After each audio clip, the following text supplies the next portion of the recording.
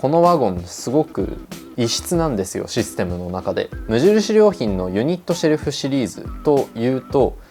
そのカスタマイズ性が大きな魅力ですよね。幅、高さ、奥行きも含めて自分の収納スペースに合ったサイズを選ぶことができて、また自分の収納するものに合わせることもできます。細かい収納に関しても無印良品の他の収納アイテムの規格が統一されているので、かなり規律正しくしまうことができるんですね。僕も実際ですね、スチールユニットシェルフの方を導入してます。ステンレスとスチール2種類あるんですが、中にしまうので見た目よりは値段を重視したこと、このホワイトカラーっていうのも今後引っ越しをしたりする上でも長く使いやすいかなというところで選びました。細かい収納とか 3D プリンターを置いたり、クローゼットの、ある種デッドスペースになりそうな部分を占めてくれています。そんな自由な組み替えが特徴のユニットシェルフ群の中で、こいつが異質なんですよ。というのもカスタマイズができないんです。この棚板とか下の箱型の受け皿の部分は完全に固定、いじること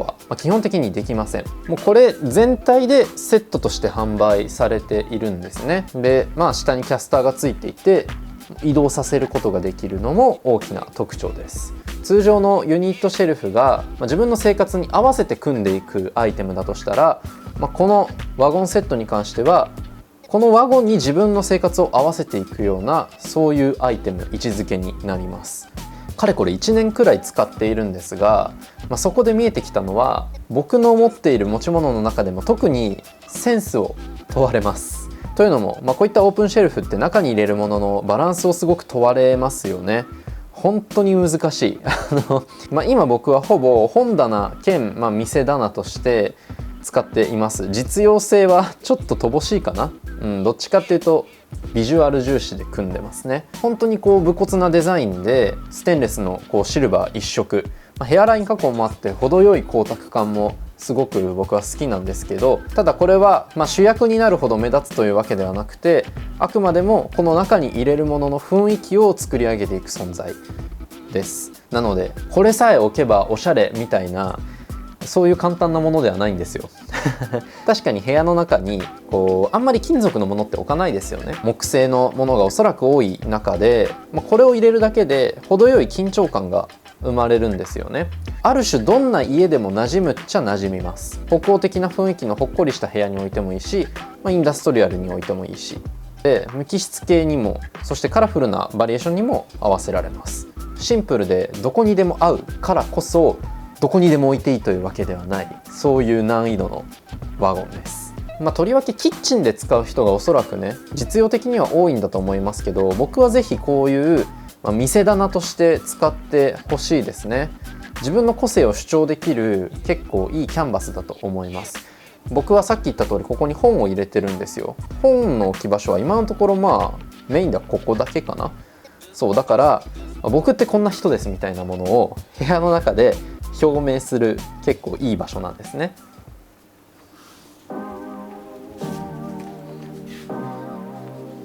結構僕は雑誌が中心ですね。この受け皿が比較的深いので、あんまり背が低い本ばっかり並べると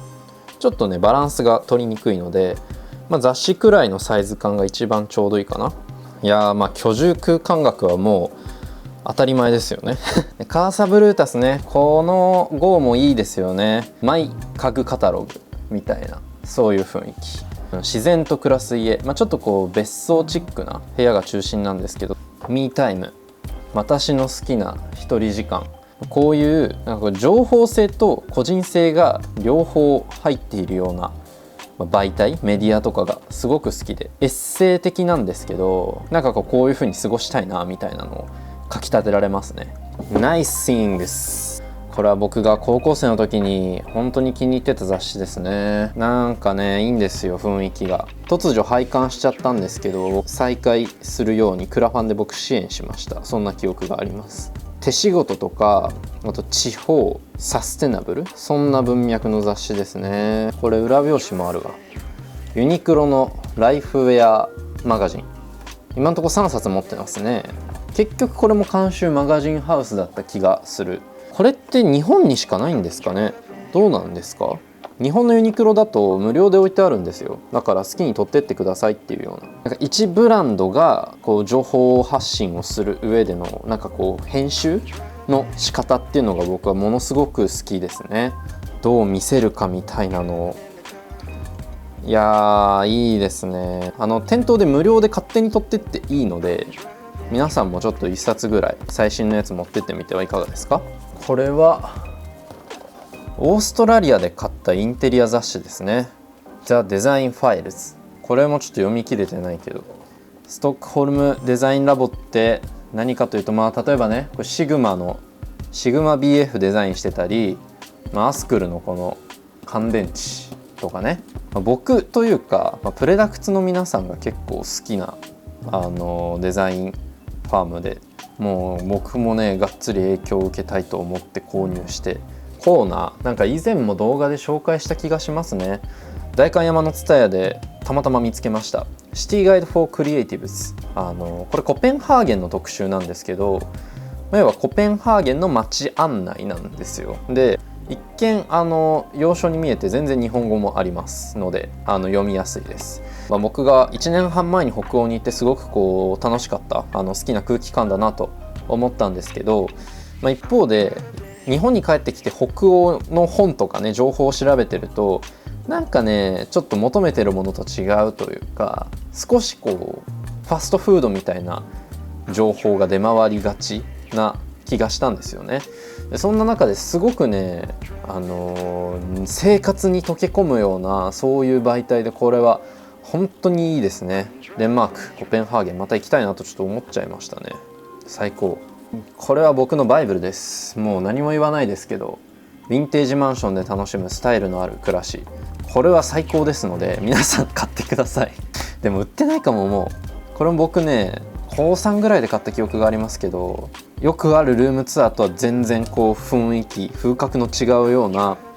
切り口というのかな、なんかね生活が見られるんですよね。ちょっとぜひこれは買ってみてください。実はこれも本なんです。一番上は鳥羽ログペーパーです。鳥羽さんの本ね、去年で出たやつ。これはいいですね。僕はもうジンの中で一番好きですね。なんかジンではあるんだけど、ジンというレベルではない。でも僕らが好きなモノ本をより多くの人にとって手に取りやすいような切り口でまとめてくれているような本ですね。いや最高だな。なんかね箱が可愛かったんで、やっぱ箱ごと保存してます。ちょっとねここ破れちゃったんだけど、林京太郎さんの写真集ですね。僕は誰のビジュアル写真とか動画が一番好きですかって言われたら、基本的に林京太郎さんと言っています。個展に行った時にもう本当に素敵で買ってしまいましたね。なんて言えばいいんでしょうね、この色使いと情緒というか、これ多分もう買えない気がするけど、こんなものが撮れるようになりたいと思いますね。でこれか、みんな大好きデータラムスの写真集、作品集か。ブラウンとかね有名ですよね。オレンジ色の本がね多分人気なんだけど、これアツヤンさんかなんかの家に行った時にディータラムスのよく見ない写真集があるって思ってパラパラ見てて面白かったんで自分も買っちゃいましたね。今のガジェットとかインテリアの結構厳選的なデザインが詰まっているので、ディータラムスのアイテムだか写真集だかは1個持っといた方が楽しいんじゃないかな。これはね横に積むのがいいんですよ。もう僕はビジュアル重視なんでこんな感じ、バランスをこのようにとってます。あと箱か、こういったものを置いてるんですけど、別に中に何も入れてなくて完全に見た目で置いてます。これはミームというシューズボックスなんですよね。ただ別に何か靴が入っていたわけではないただの箱、なんかバンカーズボックスみたいなああいう箱です。段ボール製の。ここからチラッと見えるのが可愛いんですよね。上はシンク・オブ・シングスと、グリーンプラネットだっけ、そこのコラボ商品の、箱です。商品自体はガラスのね、なんていうのあれはケースなんですけど、僕は箱狙いで買っちゃいましたね。これはグラフィックが最高じゃないですか。あ、スーパーなんだっけ、スーパーなんたらっていうブランドとのコラボだった気がする。日本のやつじゃないです。いや、いい箱です。こっちの箱は真っ青なんですよ。最高に真っ青。 OAO とアドバンストリサーチのコラボシューズの箱です。まあよく僕が履いてる青い靴ですね、あれの箱もね最高にかっこよかったのでそのまま残してあります。なんかこの下のシンクとねこれと合わせてすごくバランスが良い。でこれもね僕箱狙いで買いました。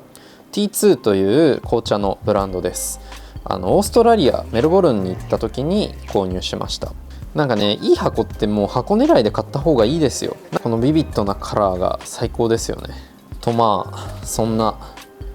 僕のワゴンの現在地です。これからもいろんなものは揃えて入れ替えていきたいと思いつつ、今結構バランスがいいので